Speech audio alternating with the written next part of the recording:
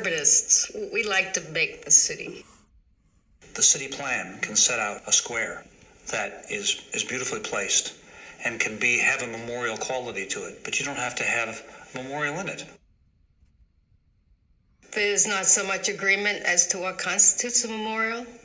It can be as small as a statue, and it could be as big as an entire site.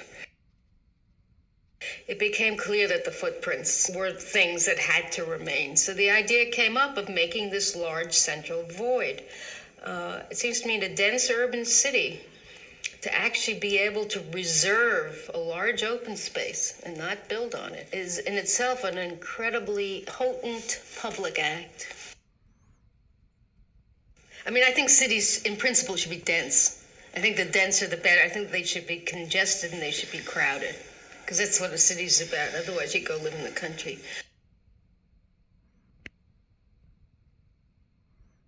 We built Twin Towers, again, except not casually distributed. They're actually built very much as a pair set apart from each other with the main transportation building in between them. So there is a kind of simple frontality to them. They sort of produce a face out to the west.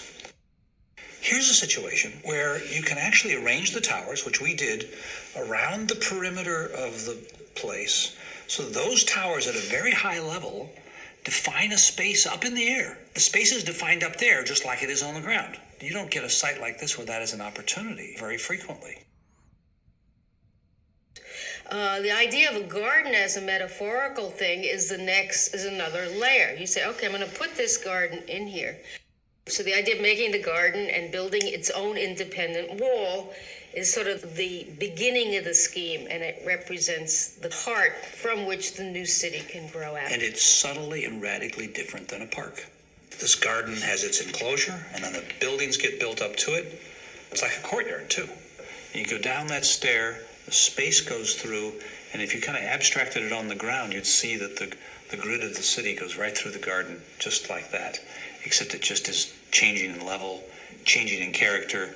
The cabs go away, grass, the water emerges, little sculptures may appear, and then you go back out of it on the other side, and you've, cleansed yourself.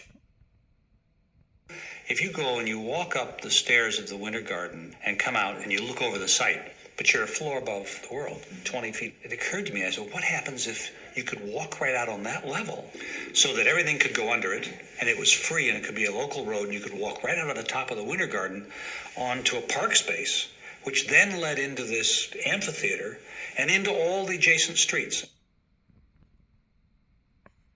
The amphitheater is a manifest version of the footprint.